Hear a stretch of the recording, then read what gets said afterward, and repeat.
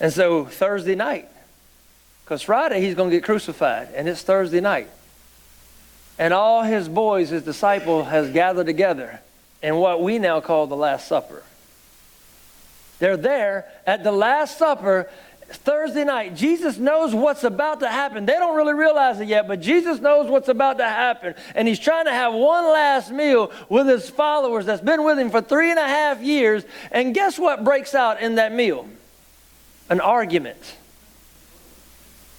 An argument. Guess what his disciples are arguing about right in front of him at the Last Supper? Who's the goat? The Bible says they were arguing about who's the greatest among them. Who's the greatest? I mean, Jesus is in the room and you're arguing about who's the greatest? That would be like me arguing about if I'm the greatest when Michael Jordan's sitting right there about basketball, right? I mean, even more so because Jesus is the true GOAT, the greatest of all time. And they're arguing about who's the greatest amongst themselves. Could you imagine the argument? I mean, does your mind go somewhere when you think about what it is they're saying, knowing the characteristics and the people that are in the room out of the 12 arguing? I mean, John's in the room. John, the beloved. Matter of fact, John is one of those type of people that's a little brash, a little out there, a little self-promoting anyway, because he wrote the book of John.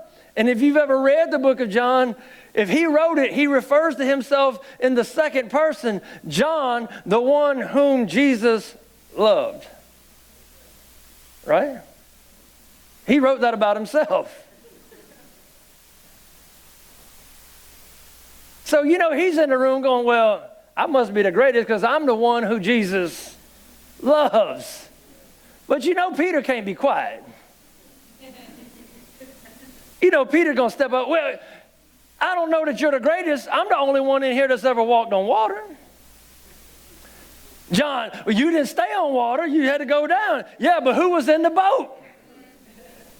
I didn't let fear keep me in the boat. Y'all were scared. At least I had the nerve to step out the boat. I might have went down, but guess who picked me back up? It was only me and him on the outside. Bartholomew might have spoke up and said, hey, what about me? How come I'm not the greatest? Both of them looked at him and go, be quiet. They don't even know you're a disciple. What are you talking about? Huh? I mean, I'm just playing. Can you imagine what's going on in their mind? What are they throwing back and forth at each other? We don't get the opportunity to know exactly what the conversation is. The Bible just tells us they were arguing amongst themselves about who was the greatest out of them. And could you imagine Jesus sitting at the table, just listening to these people that just followed him for 3.5 years?